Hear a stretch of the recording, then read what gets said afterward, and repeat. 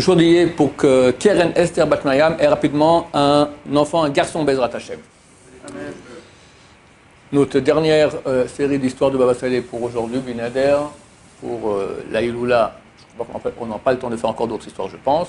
Peut-être oui, en tout cas pour le moment, pour la Iloula. Donc ce 4 Shevat, l'année 5781, 2021, qui sera samedi soir et dimanche. On peut aller sur la tombe parce qu'il y a le confinement, mais Bezrat Hashem, que son mérite nous protège.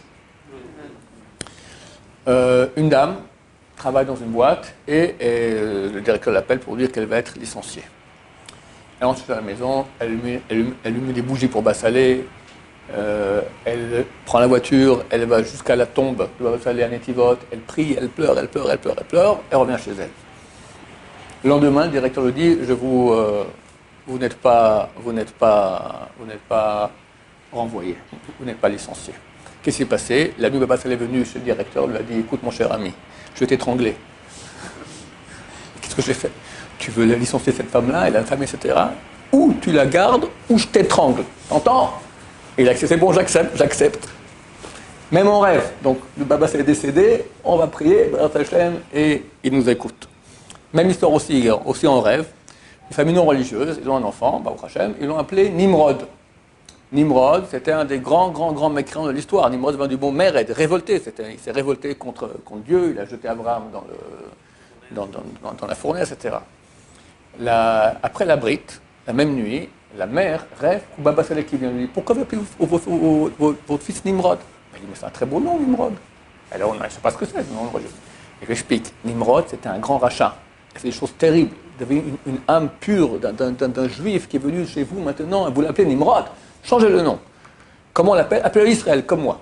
Le lendemain, ils sont allés à la synagogue, ils ont changé le nom, ils l'ont appelé Israël. Il y avait un joueur de football qui, Lo Alechem, il a reçu la sale maladie. Et il va voir les médecins, il lui dit c'est un endroit, c'est très dur, c'est difficilement opérable, on peut rien faire. Essaye d'aller en Amérique. Il va en Amérique, et là-bas, les médecins disent la même chose. C'est la maladie, mais c'est l'endroit où on ne peut pas opérer, on ne peut rien faire. Le type, il revient en Israël, il ne sait pas quoi faire. Il dit, bon, on m'a parlé d'un rabbin, je ne sais pas rien, il va voir Baba Saleh. Il range Baba Saleh lui dit, dehors, je ne reçois pas les gens qui sont des halal Shabbat. Quelqu'un qui profane le Shabbat ne peut pas rentrer chez moi. Il le met dehors. Il sort, il se met à pleurer. Passe un intendant et il dit au Rav, je ne sais pas quoi faire. Qu'est-ce qu'il t'a dit le Rav? Il reçoit. Tu es prêt à faire un ressort sur toi Shabbat? Faites-moi entrer. Dites au Rav que j'accepterai ce qu'il me dira de faire. Il rentre chez Baba Saleh. Celui, tu es prêt à faire Shabbat? C'était très dur pour lui de dire oui. D'abord, il faut savoir que les jeux de football ici en Israël, c'est hélas Shabbat. D'accord? Donc Shabbat, c'est fini la carrière du foot. Et ces gens-là, depuis qu'ils sont petits, ils ont 6 ans, ils rêvent de devenir champion de foot. Bon, à la fin, il dit j'accepte, je prends sur moi de faire Shabbat.